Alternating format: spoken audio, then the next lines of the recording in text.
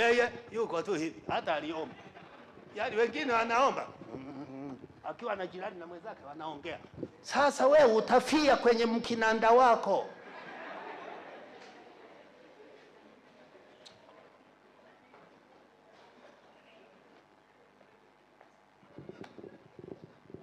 Mwingine na mgita wako haombi, yani mara angalia huko mara angalia huko. Mwingine na ngoma wako,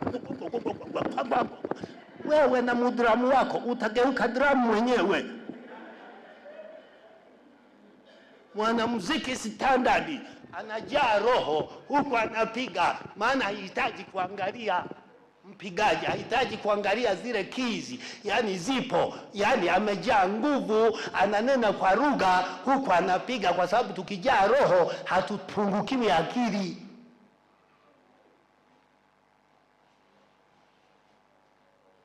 Kuna mahali pengine unashangaa wapiga vyombo, na shukuru hapa kwa mzee, yakimaliza kupiga vyombo yanakaa nje, yanasubiri tena tusema sasa tuimbe, ndio yanakuja mbio mbio, mipagani mikubwa, na kufungia huko nje, hukanyagi ndani.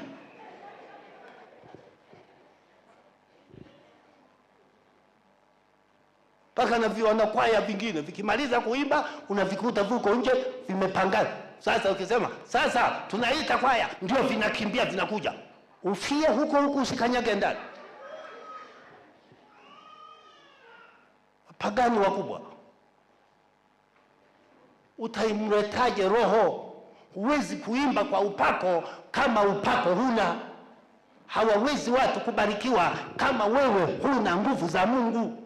Kwa hiyo tunahitaji waimbaji wetu wajae nguvu za Mungu. Tunahitaji wapiga vyombo wetu wajae nguvu za Mungu. Tunahitaji mpaka wanaofagia kanisa wajae nguvu za Mungu. Kwa nini? Kwa sababu unafagia, unakuta mtu alitapika ameacha makohozi. Huna nguvu za Mungu, utaanza kufyonya. Angalia, mingine haina akili. Unafyonya mtu, huna roho. Unajikwaa kwa kufagia nyumba ya Mungu. Utakwenda chooni kudeki, utakuta mwingine kwa haraka alikosea kurenga. Unaanza yani kuna majitu hayana akili kabisa. Lakini mwenye Yesu anapiga fresh tu, huku anaimba pambio. Asiye na Yesu tatizo. Mwingine anakwepa, hata kupangwa kusafisha vyo anakwepa. Mtakuwa na kanisa kubwa sana hapa, nawaambia, nimekanyaga kwa jina la Bwana.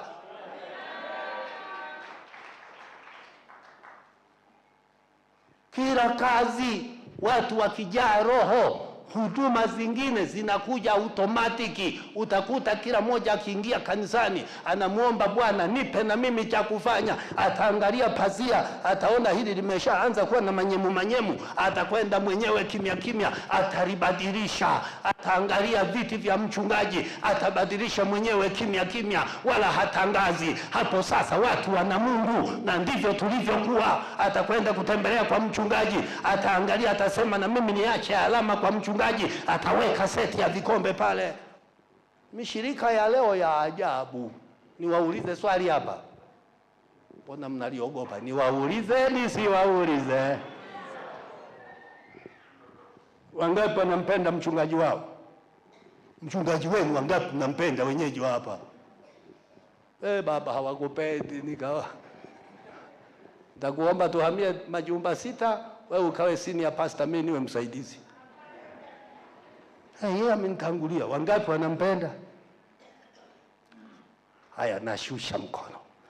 Mimi nawapa, yani